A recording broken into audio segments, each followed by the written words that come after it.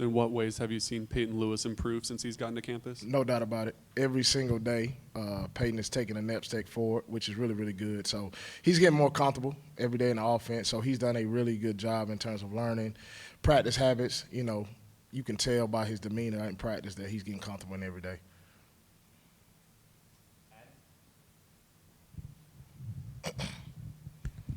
Deshawn hasn't played. He's just a redshirt freshman, but he's probably going to need to play. What makes him game ready at this point, you think? I think just his practice habits and his meeting habits, you know, that when he goes into, you know, whether it's scrimmages or practice situations, that everybody trusts him because he knows what to do, and then he goes in there and operates at a high level. So that's kind of gaining the trust of the coaches and also of his teammates as well.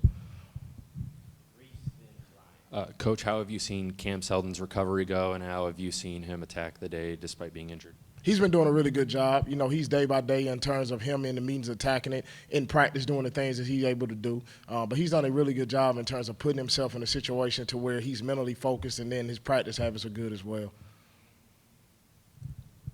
Just sort of following up on Peyton, what obviously you didn't get to see him this spring. You know, what does he look like out there, and what do you like about his skill set from what you've seen in scrimmage play and things like that? Yeah, I think when you sit up there and look at Peyton, you look at, number one, how big he is when he put the shoulder pads on. Like, he looks like a grown man. Number two, you know, you see the explosive characteristics that he has about him.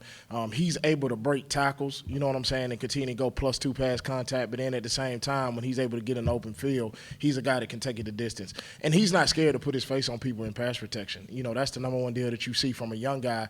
Sometimes it's not necessarily how physical they're going to be, you know, and understanding where to go. But, like, he's physical. He'll go put his face on people. And then at the same time, he knows what to do. So he's done a really good job from that standpoint. Austin and Rob. Coach, Deshawn's not your average walk-on. So, like, when you got here, what did you know about him, and what have you found about his mentality? Because in high school, he always just carried himself with such a confidence. So, number one, you could tell the confidence factor when you get a chance to meet him.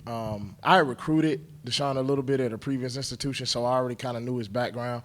And then his work ethic. Like, when you walk in the building and you see this guy walk into the weight room, how he attacks it. When he walks into the meeting room, no matter if it's special teams meeting, team meetings, or position meeting, he always has his notebook. He always is taking really, really good notes, and he asks really good questions. And then when he attacks it on the field, you know, he's going to be the first guy out there. You know what I'm saying? He's always going to be the last guy to leave because he's always getting extra work in. So his mentality is a bulldog mentality in terms of he's going to attack it every day.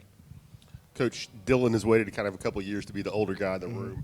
And, you know, with you trying to manage him with the depth there, how hard has it been kind of to hold him back this month from, you know, kind of chomping at the bit? Yeah, you kind of tell him, like, hey, you understand what's going on. You know what to do. Coach up the younger guys.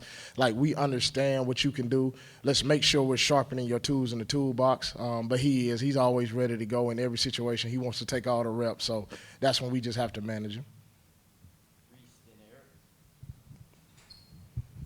Now that you've had a few practices under your belt here, what's kind of been the difference working under Heupel compared to pass stops, and how do you feel as your first year's underway?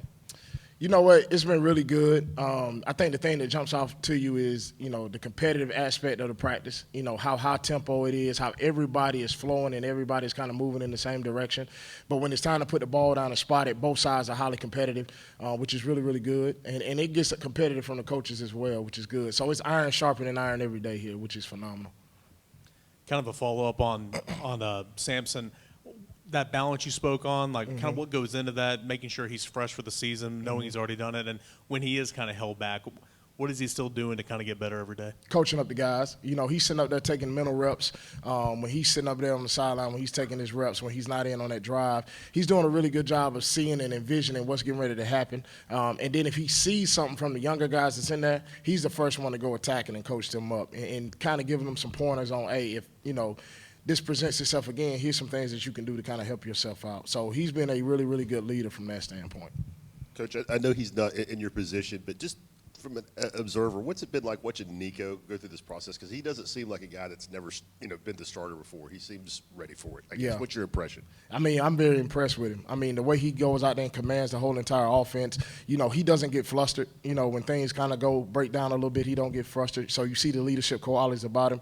And then you see the arm talent, you know, the different arm angles that he's able to get the ball out, the way he's able to present the ball down the field, and then when he escapes the pocket as well. You know, he's dangerous from a running standpoint as well. So I think he holistically is a really, really good person and a really, really good player as well. building off of Dylan Sampson, obviously last year he was known to be explosive and speedy. How have you seen his power increase and breaking through that first point of contact? You know, you kind of look at his body, how his body has changed over the summer. He's put on really good weight. And then he does a really good job on second effort, you know, not allowing one guy to bring him down, exploding for +2 pass contact, which we talk about all the time. So the extra weight gains that he's put on in a good way has helped him tremendously, and it hasn't made him lose one step of speed or quickness that he has. So that's been good.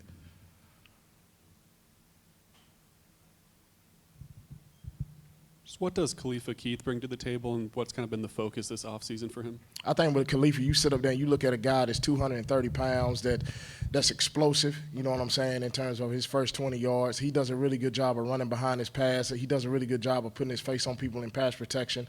I think Khalifa is totally different from where he was in the spring, holistically. I think in the spring, you know, mentally, he knew what to do, but he was trying to think too much instead of just cutting it loose and going out there and playing. Like right now, he's actually going out there playing. He's cutting it loose. He's maximizing his runs. When there's nothing there, he's going in there, banging it up in the line of scrimmage, trying to run through the smoke and doing a really good job of getting us either some positive gains or helping us stay out of negative yardage situations.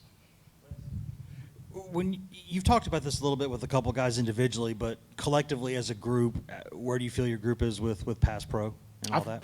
I feel like right now we're doing a really good job. You know, number one, it always starts with identification process, understanding who the mic point is, and then, you know, understanding who we have off of that. I think fundamentally is something that you always can continue to get better at, because sometimes guys know who to get, and then they go in there so aggressive. It's kind of like a bull in the china shop mentality just a little bit. But they've done a really good job of sticking their face inside, making sure they keeping the quarterback upright. And we haven't had too many busts in terms of pass protection this camp, knock on wood.